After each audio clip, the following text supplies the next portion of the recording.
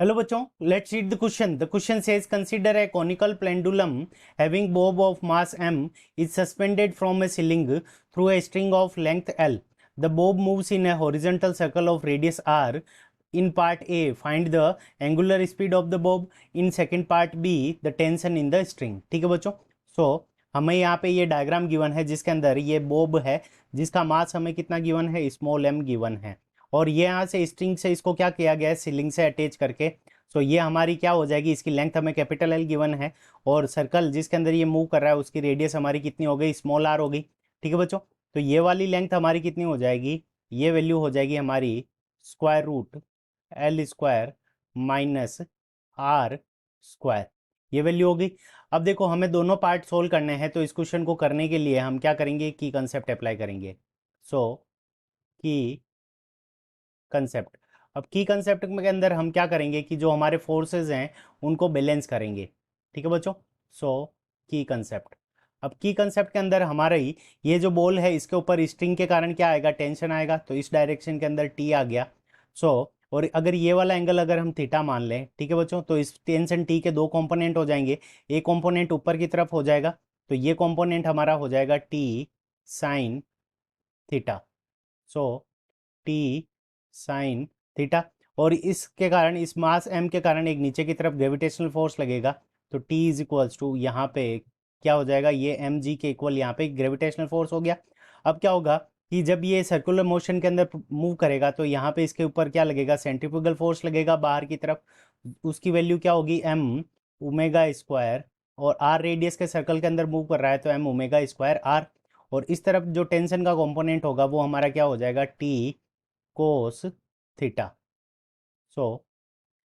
अब देखो की कंसेप्ट के अंदर हमारा पहला की कंसेप्ट क्या लगेगा, तो पहला की कंसेप्ट के अंदर आ जाएगा हमारे पास में T sine theta, T sine theta is equals to M G.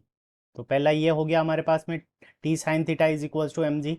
और सेकेंड नंबर हमारा जो की कंसेप्ट होगा वो क्या हो जाएगा कि T cos theta, T cos theta is equals to M omega square multiplied by R. ठीक है बच्चों, तो इन दोनों फॉर्मूला से हम क्या करेंगे, इस क्वेश्चन को सोल्व करेंगे। तो सबसे पहले हम क्या करते हैं, T sine theta is equals to M ji.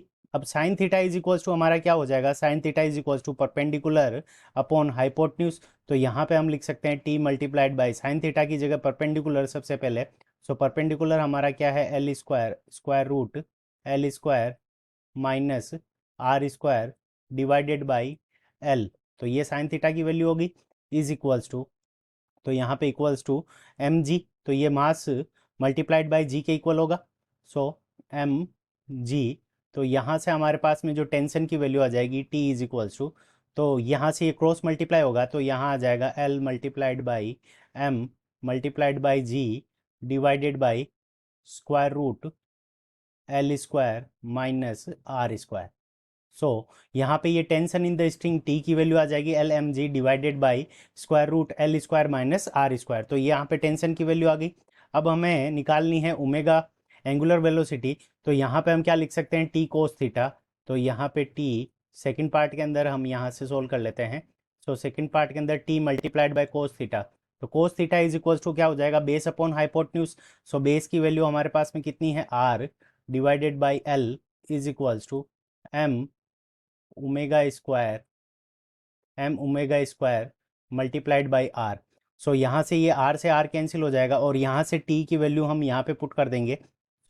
L multiplied by L L M G divided by square root L square minus R square, और यहाँ पे ये हमारे पास में वन अपॉन एल बचा हुआ है, तो यहाँ पे ये वन अपॉन एल, तो ये एल से ये एल कैंसिल हो जाएगा और इस तरफ हमारे पास में क्या बचेगा, M multiplied by omega square, और यहाँ से ये एम से एम कैंसिल हो जाएगा।